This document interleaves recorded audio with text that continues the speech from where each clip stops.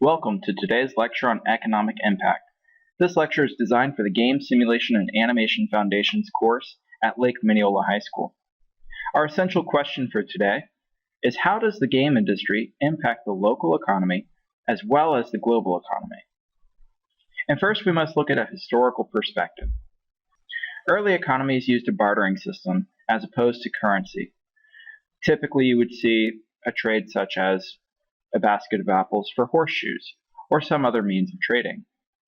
Modern economies, however, use a currency that is backed by resources such as precious metals, fuel, etc. Currency made trade much easier, and most modern currency is electronic, but it can be exchanged for tangible currency. So now we must understand the supply chain. As our economies developed from a bartering system to a currency system, it made trade easier. Hence, we started developing supply chains. Supply chains were invented to extend trade and add value to a product. The value-added process allows all links within the supply chain to gross a profit. The supply chain's purpose is to transfer from a product or service from the original creator to the end user. Let's look at a simple supply chain. Assume we have a farmer who grows and harvests wheat. That farmer then sells his product to a trucking service. The trucking service brings the wheat to a processing plant. The processing plant then produces flour and ships it to its clients. A bakery, one of the clients, buys the flour and then makes bread. And then the bread is sold to a grocery store. At that point, the end product, the bread, is then sold to the consumer at the grocery store. As you can see in our simple supply chain, a farmer has no direct connection to the end product. However, it has a crucial part within creating the end product of bread. You must harvest the wheat first, and then it must be shipped, and then it must be processed, and then so on and so forth. At each of these steps, the price of the original product is value added so that each piece of the supply chain gains an additional profit, thus making the price for the end product much higher than the original price of the original product. Video game supply chains are very similar. Video games are created by development companies, but they are sold by others. And the most common supply chain for video games starts with development, moves to production, and then it moves to wholesale distribution, the retail distribution, and then the consumer. So looking at our development, this contains two elements. First and foremost, you have the design studio. The design studio is responsible for developing the game and producing the final master disc. You also have interest marketing, and these folks are responsible for email blasting and beta testing to get the user feedback. The developer income is generally received as a royalty, but it may be a flat rate fee as well. Royalties are typically between 20 to 30% of the price paid by wholesalers. Next, we move to production. This also contains two components. First and foremost, you have sales and marketing promotion. These folks are responsible for marketing a product to consumers using advertising, sales promos, sponsorships, etc., etc. And then you also have the disc/media manufacturing and packaging.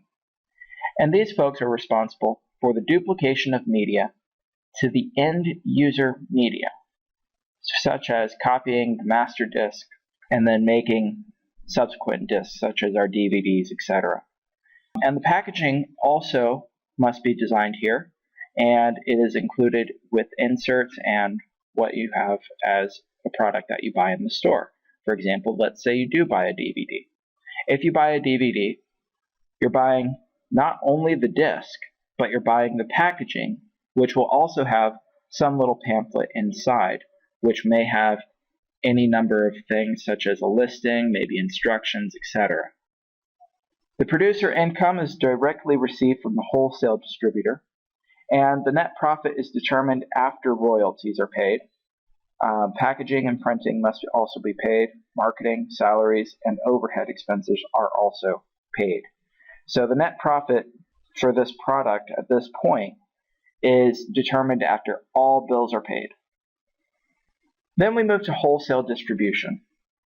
Wholesale distributors purchase the product from producers and resell the product to retail distributors and middlemen. The product is shipped via the wholesale distributor to clients from a regional warehouse. Wholesaler income is gained by marking up the price per unit of a product, but offering incentives to lower markup with a larger volume in sales. For example, if you purchase 1,000 units, the price is $45 per unit. Whereas if you purchase 10,000 units, the price is now $40 per unit, thus making the overall price of buying more cheaper than buying less. Retail distributors purchase the product from the wholesalers to sell to consumers. They are given an MSRP, or manufacturer's suggested retail price, and it is often used for setting the price of a product. Video game industry requires retailers to sell at the MSRP for new game releases. So that is very important. Now, all industries are like this. The video game industry requires retailers to sell at MSRP for all new game releases. The video game industry does not typically allow price competition on a new game or console release. The reason for this is because the original creator has such a high royalty or flat fee, and when you get to the end consumer at the retail distribution level, what you're doing is there's so much markup on that product, on that end product that's going out to the consumer, that what you must do is then try to recoup some of the profit along that chain.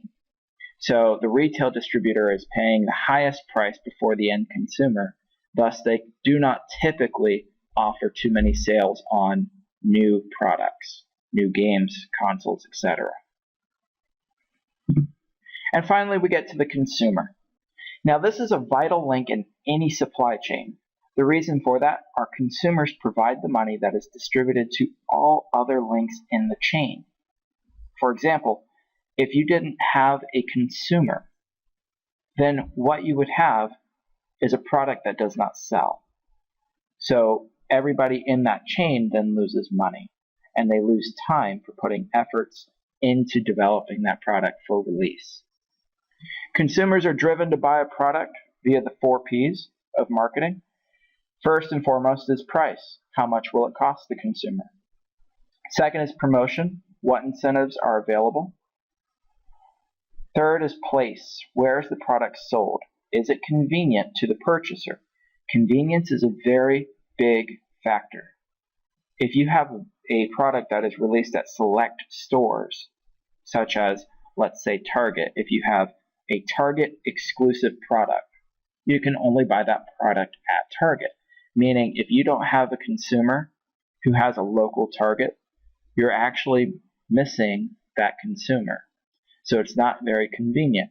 Now, it's quite feasible that they could drive, say, 20 miles or so to the nearest Target and buy the product. However, because it's not convenient, it's not guaranteed. Finally, you also have the product. So what is the product? Why should the consumer buy it? Games never die.